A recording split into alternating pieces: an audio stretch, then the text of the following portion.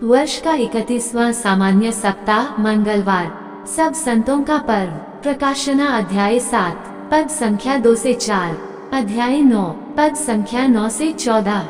मैंने एक अन्य दूत को पूर्व से ऊपर उठते देखा।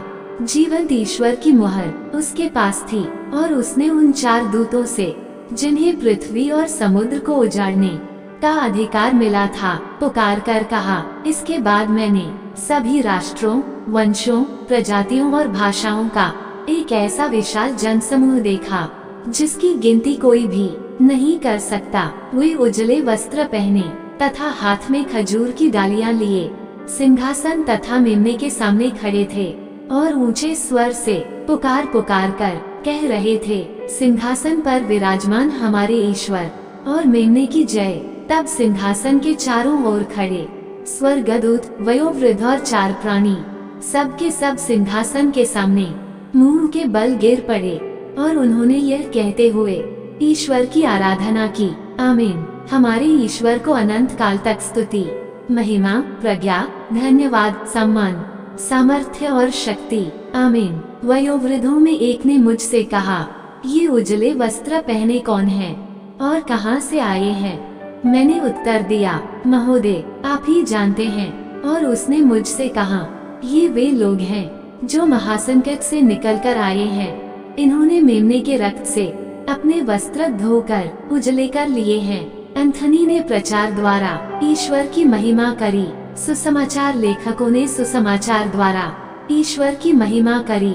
संत मदर तेरेसा ने बेसहारा लोगों की सेवा कर प्रभु के प्रेम की महिमा को दुनिया में दिखाया। संत अल्फोंसा ने दुख सहते हुए ईश्वर की महिमा करी।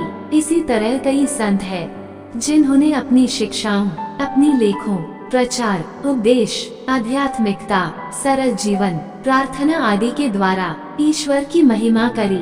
संतों ने जितने भी कार्य किए प्रभु यीशु को प्रथम स्थान पर रख कर किया। उन्होंने अपना जीवन ईश्वर की महिमा में बिताया, न कि स्वयं की महिमा में। और यही चीज संतों को हम सभी से अलग करती है। हम अक्सर अपना जीवन अपनी महिमा हेतु बिताते हैं। हम अपनी प्रशंसा हेतु कार्य करते हैं और इस कारण हम ईश्वर की महिमा करना भूल जाते हैं। जिस प्रकार एक कुरी 10:31 बताता है, हम भी चाहे खाएं या पिएं या जो कुछ भी करें, सब ईश्वर की महिमा के लिए करें।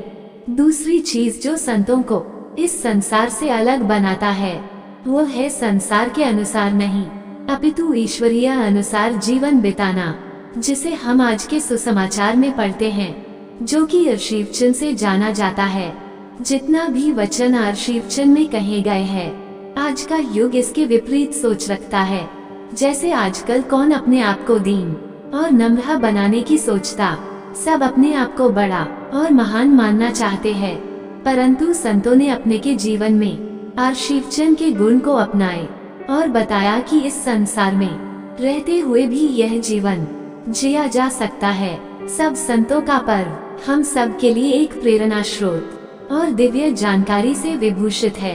आइए हम संतों द्वारा दिखाए गए मार्ग पर चलने का प्रयास करें, क्योंकि हम सब संत बनने के लिए बुलाए गए हैं। आमीन।